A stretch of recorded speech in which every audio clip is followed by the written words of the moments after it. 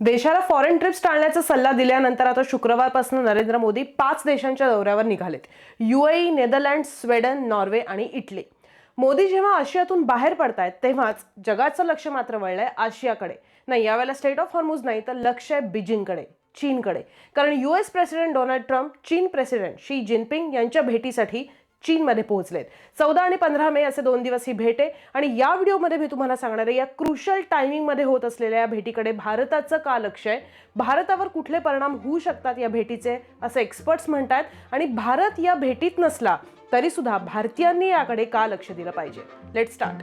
लक्षात घ्या, टायमिंग खूप क्रुशल आहे. एकीकडे युद्धातून कसं बाहेर पडायचं हे अमेरिकेला कळत नाहीये, तिकडे अडून बसली आहे स्टेट ऑफ हॉर्मुझमध्ये. दुसरीकडे चीनचा इराणला भरभक्कम पाठिंबा आहे. तिसरीकडे पेट्रो डॉलरला टक्कर देत पेट्रो युआन हॉट टॉपिक झालाय आणि चौथीकडे अमेरिकेच्या RAला कारे म्हणत म्हणजे अमेरिकेच्या ट्रेड वॉरला उत्तर देत चीनही या ट्रेड वॉरमध्ये USला टक्कर देत आहे मागच्या काही महिन्यांपासून.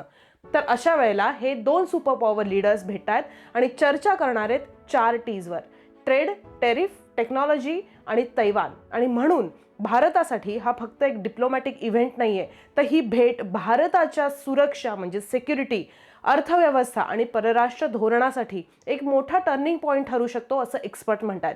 4 मुख्य मुद्दे आहेत, ते पटकन सांगते. पहिला आहे स्ट्रॅटेजिक लिव्हरेजचा, म्हणजे रणनीतिक फायदा जो असं आपण म्हणतो तो भारताला होणार का.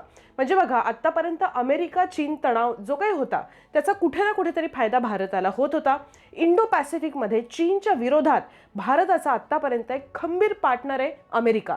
पण आत्ताच्या भेटीतून जर चीनबरोबरचे संबंध ट्रम्पनं सुधारले तर ट्रम्पसाठी भारताचं महत्त्व तितकंच राहील का, हा प्रश्न आता विचारला जातोय.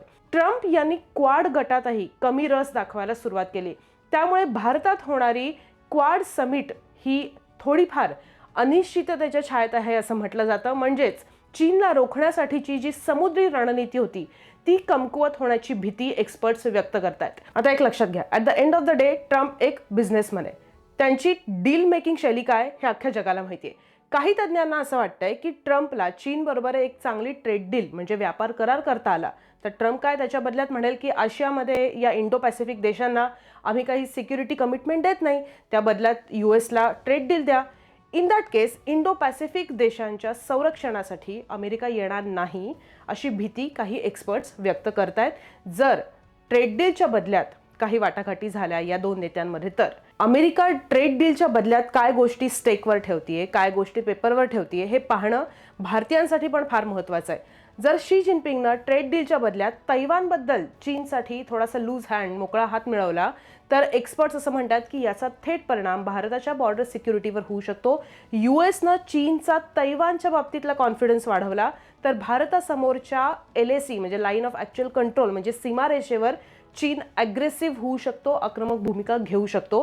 त्यातच ट्रम्प यांनी अलीकडे पाकिस्तानसोबत संबंध सुधारण्याचे संकेत दिलेत.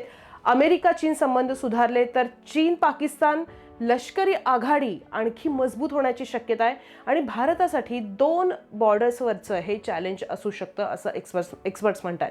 तिसरा मुद्दा आहे पुरवठा साखळी आणि व्यापारात होणारा बदल म्हणजे जो शिफ्ट आहे सप्लाय चेनमधला आणि ट्रेडमधला. हे बघा, एक लक्षात घ्या की ट्रम्प काही एकटे चीनमध्ये पोहोचलेले नाही आहेत.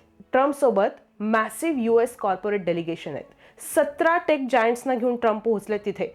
Apple, Nvidia, Boeing, Goldman Sachs, Meta, GE aerospace यादी प्रचंड मोठी आहे. हे सगळे आत्ता ट्रम्प बरोबर बीजिंगमध्ये आहेत. आणि जर अमेरिका चीन ट्रेड वॉर कमी झालं तर China+1 पॉलिसी ज्याचा भारताला फायदा होतो ती कितपत राहील यात शंका आहे. आता ही China+1 ही काय पॉलिसी हे पटकन सांगते. तर बेसिकली सोप्या भाषेत सांगायचं तर 2 मोठ्या कंपन्या त्यांच्या प्रोडक्शनसाठी फक्त चीनवर डिपेंड नाही राहत, चीनबरोबर दुसऱ्या एका देशातही कारखाना किंवा उत्पादन सुरू ठेवतात. त्याच्यामुळे त्यांचा व्यवसाय फक्त एका देशावर अवलंबून राहत नाही आणि त्याचा भारताला ट्रिमेंडस फायदा होतो. कारण हाय व्हॅल्यू मॅन्युफॅक्चरिंग युनिट्स जे असतात, इलेक्ट्रॉनिक्स, सेमीकंडक्टर्स, फार्मास्युटिकल्स, या कंपन्या चीनमध्ये त्यासोबतच भारतात सुद्धा युनिट ओपन करतात. सो मुद्दा असा आहे की चीनला मित्र करून घेताना US China+1 ही पॉलिसी सुरू ठेवतोय की नाही. आणि जर ट्रम्प यांनी चीनची बाजारपेठ अमेरिकन टेक कंपन्यांसाठी आता खुली केली तर ॲडव्हान्स टेक्नॉलॉजी क्षेत्रात चीनचं वर्चस्व आणखी वाढेल. आणि चौथी गोष्ट आहे अर्थात युद्धाच्या परिणामांची, जे काही ग्लोबल कॉन्फ्लिक्ट चालले त्याचा इम्प्लिकेशन्स काय असतील. आणि बघा चौथी गोष्ट आहे की अर्थात युद्धाच्या परिणामांची काय असेल, ग्लोबल कॉन्फ्लिक्ट्स जे चालले त्याचे इम्प्लिकेशन्स काय असतील. या बैठकीमध्ये इराण प्रश्नावर मोठी चर्चा होणार आहे. भारताची ऊर्जा सुरक्षा म्हणजे एनर्जी सिक्युरिटी ही मध्य पूर्वेवर प्रचंड मोठ्या प्रमाणात अवलंबून आहे. भारतानं चाबार बंदरात मोठी गुंतवणूक केली आहे, त्याचं काय झालंय यावर आपण एक वेगळा व्हिडिओ केलाय, तो नक्की पहा. त्यामुळे अमेरिका चीनमध्ये इराणच्या बाबतीत कुठलाही करार झाला तर त्याचा थेट परिणाम भारताच्या ऊर्जा आणि व्यापार मार्गांवर होणार आहे. म्हणजेच बीजिंगमधली ट्रम्पची बैठक ही फक्त दोन महासत्तांची नाहीये, तर भारताच्या सुरक्षा, अर्थव्यवस्था आणि परराष्ट्र धोरणासाठी सुद्धा एक खूप मोठा टर्निंग पॉइंट ठरू शकतो असं म्हटलं जात आहे.